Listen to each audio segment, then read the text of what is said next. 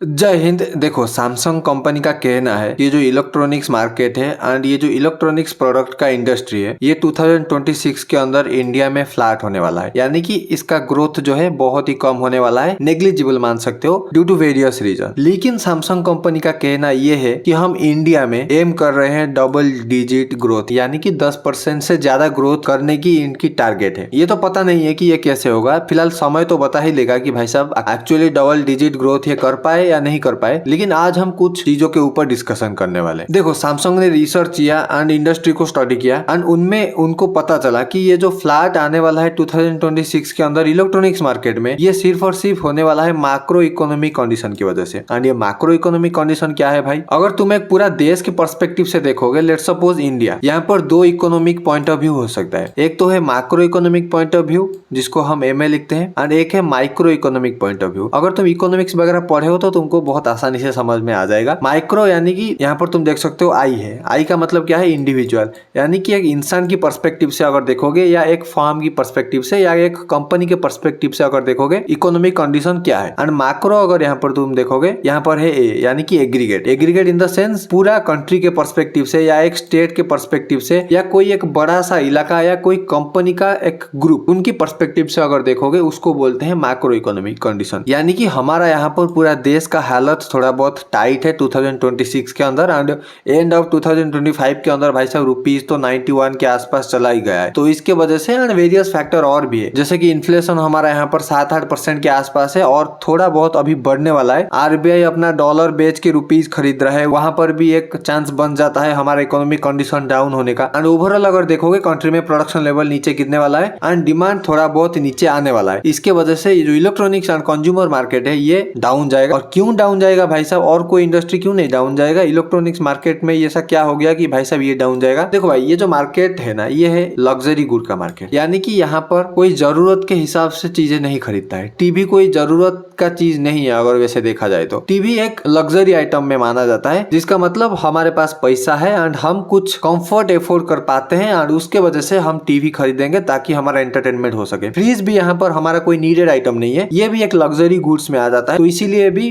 Fridge TV वगैरह के ऊपर ज्यादा टैक्स लगाते हैं। तो अभी इंडिया का जो इकोनॉमिक कंडीशन ये थोड़ा बहुत हिल रहा है, इसीलिए अगर एग्रीगेट मार्केट को देखोगे, यानी कि पूरा इंडिया को देखोगे, तो लोग थोड़ा सा खर्च करने में पीछे आएंगे और उसके वजह से वो नीड पर ज्यादा फोकस करेंगे। खाना पीना, घर वगैरह, इसके ऊपर फोकस हमेशा तो रहा ही है एंड रहेगा। लेकिन जो टीवी फ्रिज वगैरह है, इस पर थोड़ा सा डिमांड घट सकती है। ऐसा नहीं है कि खरीदेंगे ही नहीं, भाई खरीद तो लेंगे, लेकिन जितना स्पीड से इस मार्केट ग्रो कर रहा था उतना स्पीड से अभी ये मार्केट ग्रो नहीं करने वाला है for the year 2026 according to the research of Samsung. But Samsung का कहना यह है कि हम लोग इंडिया में ग्रो करेंगे एंड इंडिया में ग्रो करते हुए डबल डिजिट का ग्रोथ रेट लेकर आएंगे। How it is possible I don't know. And Samsung के जो साउथ वेस्ट एशिया के सीईओ है, south west Asia in the sense, यहाँ पर तुम मैप पे देख सकते हो, ये है पूरा एशिया का मैप। रसिया का कुछ पार्ट यहाँ पर आ जाता है, लेकिन रसिया का जो कैपिटल है मॉस्को, यूरोप में आने की वजह से रसिया यूरोप का पार्ट बन जाता है। लेकिन अगर जियोग्राफिक पॉइंट ऑफ व्यू से देखोगे तो भाई साहब दिस इज एशिया। एशिया का साउथ वेस्ट पार्ट के जो सीईओ है, south west in the sense यहाँ पर इस एरिया के जो सीईओ है, इनका कहना ये है कि ये हमेशा टारगेट करते हैं double digit growth rate. And ये जो कंज्यूमर इलेक्ट्रॉनिक्स इंडस्ट्री है इंडिया में, ये वीक रुपी की वजह से एंड थोड़ा बहुत इकोनॉमी हिलने की वजह से स्लो पड़ने वाला है, नो डाउट। हाँ, तुम्हारे दिमाग में तो क्वेश्चन आ रहा होगा कि भाई जीएसटी तो ऑलरेडी कम हो चुका है 22 सितंबर को एंड उसमें बहुत सारे रेट्स वगैरह नीचे डाउन हुए हैं एंड उसके वजह से तुम्हारे दिमाग में ये ख्याल आया होगा कि प्रोडक्शन बढ़ेगा एंड प्रोडक्शन बढ़ने की वजह से सस्ता भी होगा चीजें एंड कंजम्पशन भी धीरे धीरे बढ़ेगा, क्योंकि जो प्राइस 118 रुपए होता था, मे भी वो प्राइस 112 रुपए या 105 रुपए तक आ जाएगा। तो no doubt definitely goods and service वगैरह का डिमांड तो बढ़ेगा, लेकिन भाई इकोनॉमी कोई एक चीज के ऊपर पर्टिकुलरली डिपेंड नहीं करता। ऐसा नहीं है कि तुम जीएसटी का रेट घटा दोगे तो भाई प्रोडक्शन वगैरह बढ़ जाएगा, इकोनॉमी का हालत ऊपर चला जाएगा। मल्टीपल फैक्टर डिपेंड करते हैं एक इकोनॉमी को चलाने के लिए एंड फॉर दैट रीजन सब चीजों का यहाँ पर थोड़ा बहुत हिलने की वजह से इकोनॉमी थोड़ी थोड़ी बहुत लो हो गई है, कोई दिक्कत नहीं, ये सब शॉर्ट टर्म होती है। एंड इन्फ्लेशन एक बहुत बड़ी मेजर प्रॉब्लम है अभी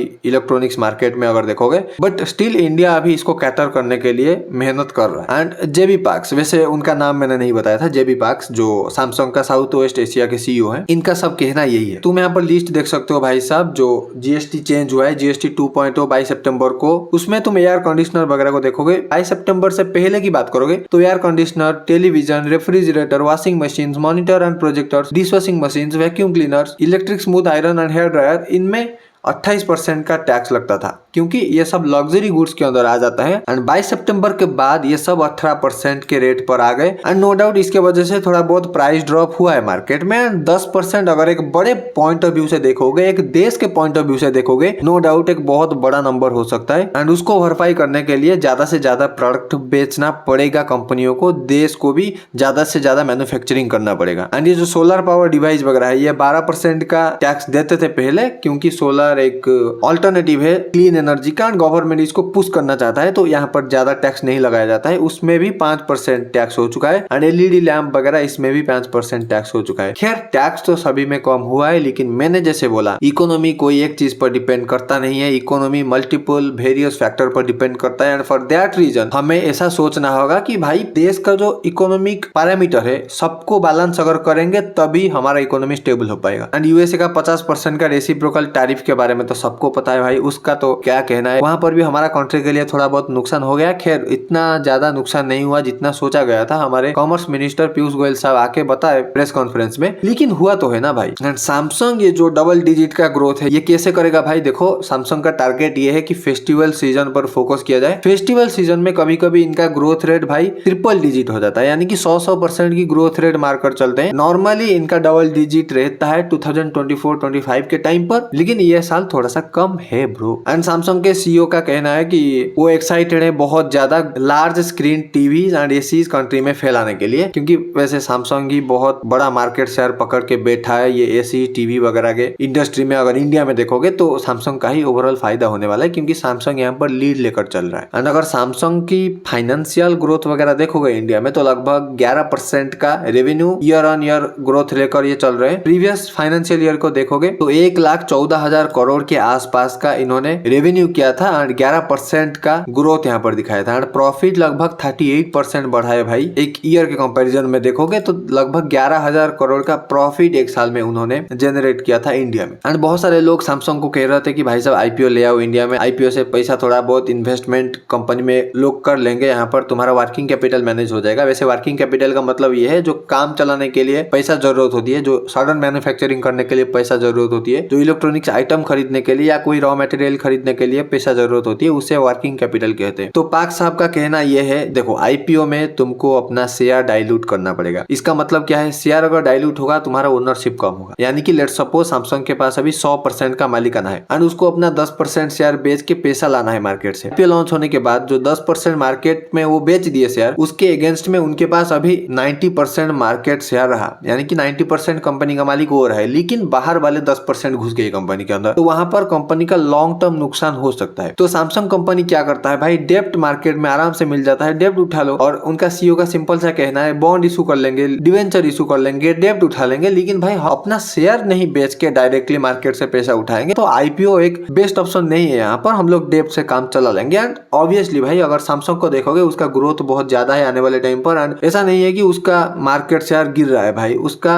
पोटेंशियल अभी बहुत ज्यादा है। तो कंपनी को अपना शेयर ऐसे डाइल्यूट नहीं करना चाहिए, कुछ वर्किंग कैपिटल वगैरह के लिए लोन आराम से कंपनी को बहुत कम इंटरेस्ट रेट में मिल ही जाएगा। एंड सीईओ साहब का कहना यह है कि इकोसिस्टम वगैरह को बिल्ड करने की कोशिश कर रहे हैं।